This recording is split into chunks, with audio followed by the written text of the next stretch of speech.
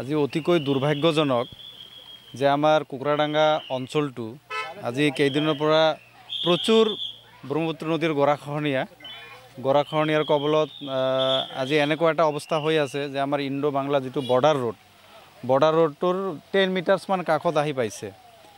গতিকে এই 10 মিটাৰছ মানৰ কাষত আহি পাইছে যে এনেকুৱা হ'ব পাৰে যে 10 মিটাৰছটো 1-1.5 ঘণ্টাৰ ভিতৰতো যাব পাৰে, এনেকুৱা আমি দেখা পাইছোঁ। আৰু এই বৰ্ডাৰ ৰোডটোৰ কাষত আমাৰ প্ৰায় 3000 মান ফেমিলি ইয়াৰ কাষতে আছে। আৰু বিস্তাৰিত অঞ্চলত মানে আমাৰ প্ৰায় 8টা-9টা জিপি আছে। গতিকে এই ৰোডটো যদি ভাঙি যায় আমাৰ এই 8টা-9টা জিপিৰ মানুহ পানীত ভুগিব লাগিব। আৰু ইয়াতে পুৰণি এটা নদী আছিল, নদীটো বান্ধি দিয়া হৈছিল। আৰু যদি নদীটো সেইফালে গতি কৰে তেনেহ'লে গোটেই ডিষ্ট্ৰিক্টৰ আমাৰ আধা পাৰ্ট সেই নদীৰ কবলত আকৌ পৰি যাব।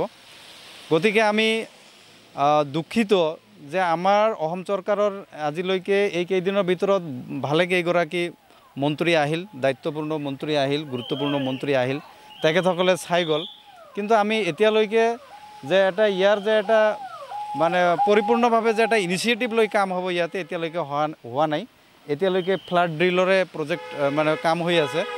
আমি আশা ৰাখিছোঁ অতি সোনকালে ইয়াতে এটা স্কিম দিব লাগে, যিটো স্কিমৰ জৰিয়তে আমাৰ নদীটো প্ৰটেকশ্যন হয়।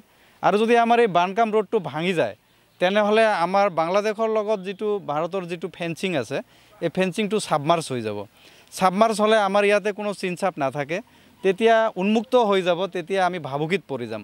যেহেতু বাংলাদেশৰ লগত আমি দেখা পাইছোঁ আমাৰ সম্পৰ্কটো ইমান ভাল নহয়, গতিকে এইটো এটা সকলো সময়তে এটা আমাৰ ভাবুকি থাকিব। গতিকে ইয়াৰ মানুহখিনি 2-3টা মানে প্ৰত্যাহ্বানৰ সন্মুখীন হ'ব লগা হ'ব। গতিকে আমি আপোনালোকৰ জৰিয়তে অসম চৰকাৰৰ মাননীয় মুখ্যমন্ত্ৰী আৰু আমাৰ এই ৱাটাৰ ৰিচোৰ্চ ডিপাৰ্টমেণ্টৰ মন্ত্ৰী ডাঙৰীয়াক আমি ৰিকুৱেষ্ট কৰিছোঁ, আপোনালোকে যে ভাৰত বাংলাৰ সীমান্তৰ পিনে মানে দৃষ্টি দি গুৰুত্ব দি আপোনালোকে অতি সোনকালে এই গৰাখহনীয়াৰ প্ৰটেকশ্যনটো কৰিব লাগে।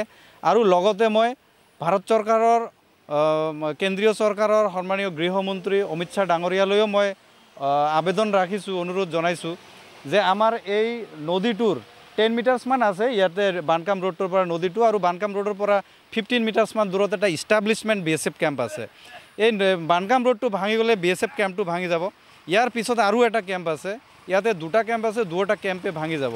তাৰ পিছত আৰু 3-4টা কেম্প আছে, সেই 3-4টা কেম্পো ভাঙি যাব। গতিকে গৃহমন্ত্ৰী ডাঙৰীয়াক মই ৰিকুৱেষ্ট কৰিম যে আপুনি অতি সোনকালে বিভাগীয়ভাৱে ইয়াতে এটা তদন্ত চলাই এই আমাৰ ইণ্ডো বাংলা যিটো ফেন্সিং আছে ফেন্সিংটোৰ কাৰণে অতি সোনকালে ইয়াতে এটা পদক্ষেপ গ্ৰহণ কৰিব লাগে।